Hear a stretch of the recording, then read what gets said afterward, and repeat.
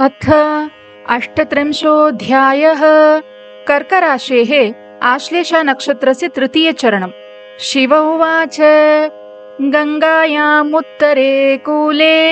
मालाकारोऽवसत्पुरा ढेलचन्द्रेति विख्यातो महाज्ञानी गुणाकरः स्वकर्मनिरतो नित्यं द्विजसेवासु तत्परः तस्य पत्नी विशालाक्षी नाम्ना चन्द्रावती शुभा गुरुदास इति विख्यातो वर्णधर्मसुनिष्ठितः वैश्यएकः समाख्यातो धनधान्यसमन्वितः तयोः प्रीतिरभूद्देवी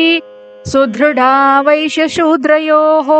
वैश्येन तस्मै भो देवी स्वर्णं दत्तं तदा बहु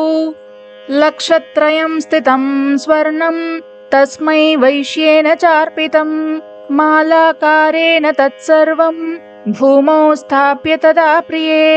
स्वयं जगाम वैश्येन सार्धं वेण्यां तदा प्रिये माघे नियमतः स्नानं कृतं ताभ्यां यथाविधि शूद्रस्तु गृहमागच्छेत् वैश्यः काश्यां समागतः तत्र काश्यां विशालाक्षी मरणं तस्य चाभवत् अविमुक्ते महातीर्थे देवदानवपूजिते मम पार्श्वे समायातो धर्मक्षेत्रप्रभावतः मालाकारस्तु तत्स्वर्णं भुक्तवान् दारसंयुतः बहुवर्षगते काले मरणं तस्य चाभवत् तदा गन्धर्वनगरे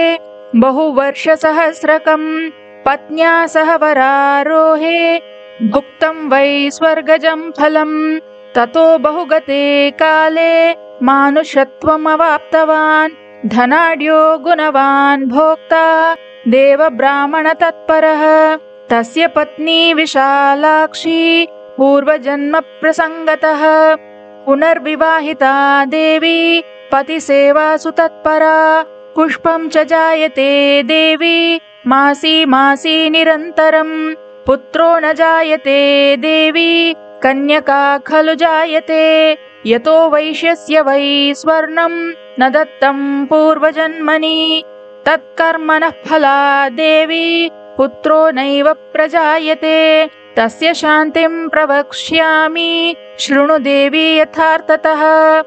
गृहद्रव्यषडंशेन पुण्यकार्यं च कारयेत् स्वर्णैर्दशफलैश्चैव वैश्यं कृत्वा प्रयत्नतः पूजयित्वा विधानेन ब्राह्मणाय प्रदापयेत् षडङ्गजातवेदाभ्यां जपं वै कारयेत्ततः जीर्णोद्धारं ततो देवी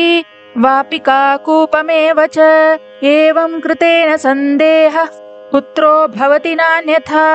रोगस्तस्य निवर्तेत धनं च बहु जायते इति 38 अध्यायः।